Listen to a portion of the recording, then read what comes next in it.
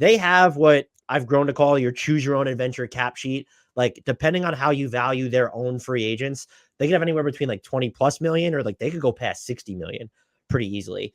Do you think, I'm starting to think that the answer from you is no, based off what you just said, that the front office is going to operate with a semblance of, if it's not urgency, then aggression this offseason, not just because they have these tools at their disposal, but, oh, hey, we're really good. So the answer isn't no, but it's that I don't know. Definitely not aggression. I don't see them making a particularly aggressive move this offseason because there are still so many questions about all of the young players on this roster that it's not really about like, well, we could be like a conference finals team, which they could be anyway, because they could just get better next year. But I do think that there are specific moves that they can make that aren't necessarily aggressive, but urgently address the need to answer some of the questions about the young players on this roster. Something that we talked about already. We talked about the shooting, and we talked about the need for maybe a floor general as well. And so I think that there's like a range with both of those directions, and maybe they try to get both in terms of like going for like the star that could give you this thing versus like a more marginal piece, whether it's in free agency or a small trade to, fill either or both of those roles. Is there, it's a stupid question when it comes down to it, because if you're there, you're not going to sign, if you're signing like an elite playmaker, chances are they're probably a pretty good shooter too. But like, what do you Right. view as the more urgent need for them? Is it to improve the functional shooting around them, or it's, oh, we need someone who is not Cole Anthony, not Paolo Banchero, not Markel Fultz to organize our offense? I 100% think that if there's only one thing they can do, they should address getting a floor general. Because to me, the shooting was definitely a problem, especially for the way that teams were defending both Paolo and Franz. Both of them also need to improve their own individual shooting. However, the bigger problem to me was the frequency with which everyone on this team turned the ball over. I remember it was like game 2 against the Cavs, and I think Paolo and Jalen had 5 turnovers each in the first quarter. It was a problem. And it continues to be a problem. It's a problem. They're, I believe, 23rd in turnover rate on the season. I remember looking this up because the Phoenix Suns were worse. And I was like, how are you worse than the Magic?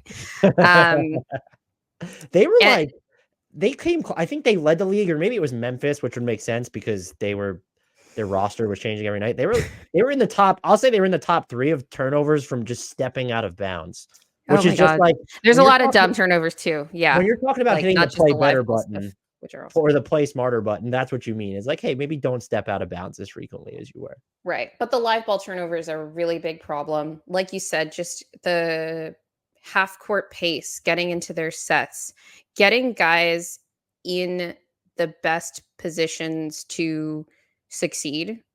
Um, One of the things that they need to address with both Paolo and Franz, like you said, like what's the next frontier for Paolo? What are the ways that Franz would need to improve to get to the point where the front office feels comfortable giving him this the max extension is getting somebody on the floor that you feel comfortable is going to get to say the 80 or 90th percentile outcome on every possession when it comes to organizing the offense, seeing what Franz and Paolo are going to do when they are put in positions to succeed, right? And if I learned anything from this regular season, from the Nuggets to basically any team I watch, it's the importance of point guards, not just ball handlers, not just like a combo guard, but your primary decision maker and the initiator, the guy who's handling the ball. Whether it, like I said, even the Nuggets, like Jokic is great, but you need your point guard to make Mhm. everything flow to like its optimal level. And I think that watching the Magic this year was like the most, maybe not the most, because there are definitely worse teams. One of the most glaring examples of the need for particularly these younger teams to have someone that they trust. Joe Ingles was their backup point guard off the bench. He actually did a really good job of calming the offense and just like running basic actions.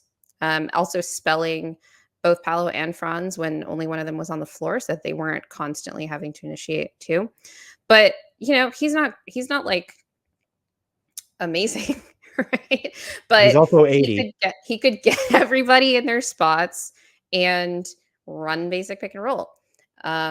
Also like a good connective passer, etc., things like that. And so it's like, well, I wish they had I wish they could get Mike Conley. Like he's like ideal because he also provides the shooting, but will play off ball, but also play on ball and like everything gets chaotic. But the name that a lot of people have been floating around for over a year now is Anthony Simons. He's not like the best decision maker, but he's okay. And he provides that shooting. So, in terms of finding someone that gets you that combo, but there are other options that, like Tyus Jones, or if they could pick up Kyle Lowry on either a Ooh. minimum or a low level deal, just to have someone there as that option. So, you could still play your starting lineup the way that you like to, but you can also mix and match, and you create these like really, like I said, they like to go with these jumbo lineups and it creates like absolute havoc defensively for opposing teams. But then it's like, okay, we can't score because one, they don't respect our spacing, and two, like we don't know what to do here. So Kyle Lowry is an option. People have been floating Darius Garland as an option as well. He also provides some of the shooting, although like the his willingness to shoot is a good question for me. I actually think he could really thrive with the Magic when he's surrounded by a bunch of really good play finishers. Yeah, yeah. And guys that would take pressure off of him offense. Like the thing with the Magic is that a lot of them are really good at getting open off the ball, but they're not good at doing that while like kind of alternating possessions, being the guy that's initiating and trying to set other guys up too. So I actually think that, yeah, floor general is the absolute priority. And I think that should be prioritized over overshooting. I do think that Klay Thompson has been floated. I don't love the idea because it eats into what you could do to get a really good point guard, but I think he could be like decent off the bench. And this team could use some like movement shooting. They did draft Jet Howard last year. And He didn't decided really not to play play him. much. Yeah. I don't know if the questions were like, what about defensively? Blah, blah, blah. Maybe he gets better this year, I but actually watched for something I was writing some Jet Howard G League tape, and oh, nice. he is someone that I thought that's not a brag. My point was for what they needed, I don't know why they just didn't try him out more. Just after Yeah. watching how he was moving Yeah. and navigating the floor, I don't understand why he wasn't part of especially when it's like that was what they needed. Like it's not like he would have infringed upon Yeah. someone else who was really important minutes. Like you could And have. he's 6'8". That's another thing is like I don't want Klay Thompson because I think they should just give more run to Jet Howard, right? And also, like, So wouldn't at this point, like, and maybe they'd be cheaper if they are. I don't know what the market's saying, but like, I would prefer to have next season for the next couple seasons, Buddy Hield or even Malik Beasley based off what he showed this season, as opposed to a Klay Thompson.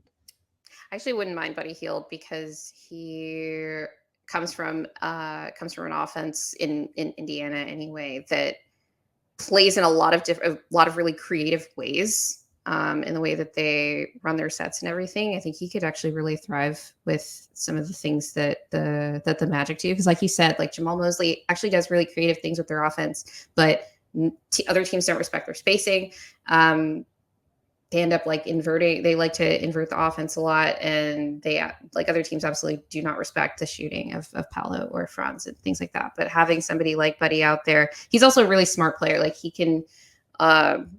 sets like really good screens off the ball, and he can read the floor sort of mid broken possession. Like, oh, but I can get this guy open, or like set this flare screen and get myself open, and we can kind of save this. So actually that could be interesting, but again, I wouldn't prioritize it over the floor general. Simons is probably my favorite trade or free agent target for them, even though I think I agree He's with trying you. to save Anthony, which is also fair. Right. But also I could see them going the route of, and I don't necessarily think he kind of checks in the same vein as, well, he doesn't check any box primarily, but like a Malcolm Brogdon, if they're going to go the placeholder route, like has 1 year on his deal. I actually There's like someone I actually thought that the Magic might take a go at the trade deadline, but they didn't. right. And another name I thought of just because his contract is so friendly, and I really think he's better than people are giving him credit for. I know Atlanta sucks, but DeJounte Murray on that deal, like I know he's not the best shooter, but like he's an upgrade over Markelle Fultz in that He was a department. lot better this last Right. year. My thing is the decision making. Like I just prioritize that so much more That's than fair. anything else. And I think he plays really good with really well with a lob threat. This team doesn't actually have that many of them for a team with so many big guys. Uh, so he wouldn't be ideal, but he's on a good deal. He's on a good contract, and yeah, he could provide definitely that spacing and some more off the dribble juice. Like he can just break down defenses quite a bit better than any of the guards that Orlando has right now. So not a bad option.